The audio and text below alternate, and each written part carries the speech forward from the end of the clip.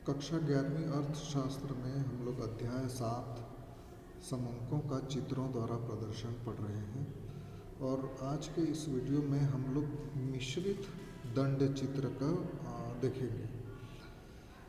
मिश्रित दंड चित्र में आंकड़ों के विभिन्न गुणों का तुलनात्मक अध्ययन करने के लिए अर्थात तुलना करने के लिए दंडों को एक दूसरे से सटाकर बनाया जाता है और इनको समानता के आधार पर विभिन्न चिन्हों के द्वारा प्रदर्शित किया जाता है, अर्थात अलग अलग गुण को प्रदर्शित करने के लिए अलग अलग चिन्ह का इस्तेमाल किया जाता है।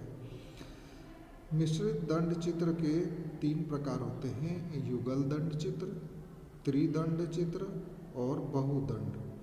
युगल दंड चित्र में 2 गुणों को एक साथ प्रकट किया जाता है, अर्थात जब 2 गुणों को एक साथ सटाकर दिखाया जाता है और उनके बीच में तुलना की जाती है तो उसको युगल दंड चित्र कहते हैं। जैसे उदाहरण नंबर 8, इसको आप लोग ग्राफ पेपर में भी बना सकते हैं। विभिन्न देशों के गेहूं उत्पादन क्षेत्र और गेहूं के उत्पादन को युगल दंड चित्र द्वारा प्रदर्शित कीजिए। अर्थात यहाँ पर जो विभिन्न देश हैं, 4 देश दिए हुए हैं, रूस, अमेरिका, जापान, भारत। उनका उत्पादन क्षेत्र कितना है, हेक्टेयर में दिया हुआ है और उसमें उत्पादन कितना होता है। जैसे 1000 हेक्टेयर जो है, यहाँ पे रूस में 100,000 हेक्टेयर में 200,000 मीट्रिक टन का उत्पादन होता है। अमेरिका में 80,000 हेक्टेयर में 250 का उत्पादन होता है। जापान में 150,000 हेक्टेयर में 150,000 मीट्रिक टन का गेहूं का उत्पादन होता है और भारत में 100,000 हेक्टेयर में 80,000 मीट्रिक टन का उत्पादन होता है।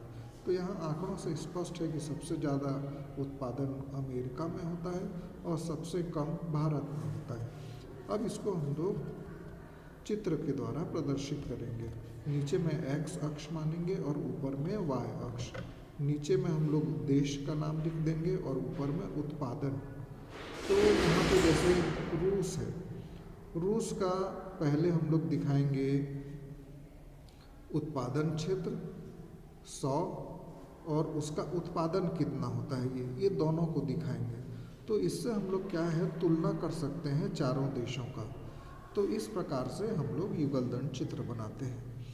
ठीक इसी प्रकार त्रिदंड चित्र भी होता है। इसमें 3 गुणों को प्रदर्शित किया जा सकता है।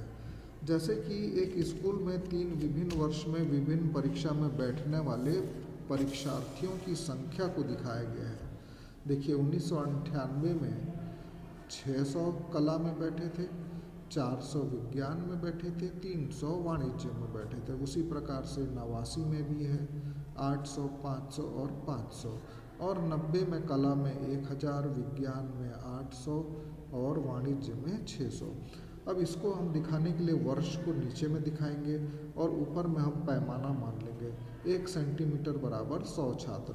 जैसे 98 में कला में 1000 छात्र बैठे थे, 600 छात्र बैठे थे, विज्ञान में 400 और वाणिज्य में 300। तो इसको हम पैमाना से लकीर खींचकर बना सकते हैं। लेकिन यहाँ पे एक चीज़ जो ध्यान रखना है, हर एक के लिए अलग अलग संकेत का उपयोग करना है। कला के लिए खाली रिक्त स्थान रखना है या सफ़ेद करना है, विज्ञान के लिए ऐसी आड़ी लकीर तिरछी और वाणिज्य के लिए सीधी लकीर बारीक वाली।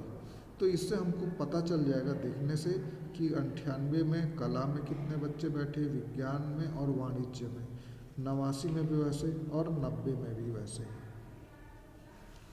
अब जो तीसरा प्रकार है वो बहुदंड। बहुदंड जैसे द्विदंड में 2 गुणों को दिखाते थे, त्रिदंड में 3 गुणों को दिखाते थे। जब 3 से ज़्यादा गुणों को दर्शाना हो तो उसके लिए बहुदंड चित्र का उपयोग किया जाता है।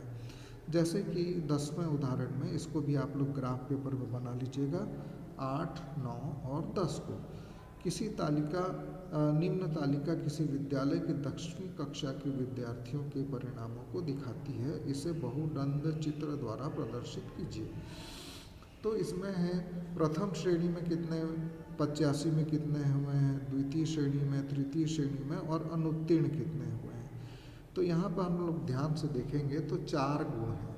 तो 4 गुणों को दिखाने के लिए वैसे ही हम लोग वर्ष को नीचे x अक्ष में रख लेंगे, y में हम लोग विद्यार्थियों की संख्या और 1 सेंटीमीटर बराबर 20 छात्र मानेंगे। पैमाना मानना हमारे ऊपर रहता है। उसके बाद जो संकेत है उसको भी हम बना लेंगे। प्रथम श्रेणी को ऐसे दिखाना है, द्वितीय श्रेणी को खड़ी लकीरों से, तृतीय श्रेणी को आड़ी लकीरों से, और जो अनुत्तीर्ण हुए हैं उसको सफ़ेद से या रिक्त से दिखाना है।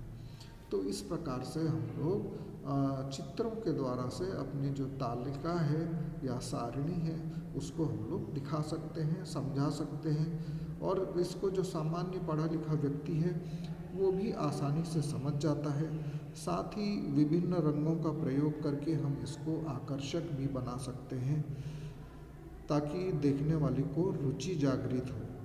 तो इसको आप लोग रफ अपने ग्राफ कॉपी में जितना ज़्यादा से ज़्यादा हो सके बनाने का प्रयास करिए।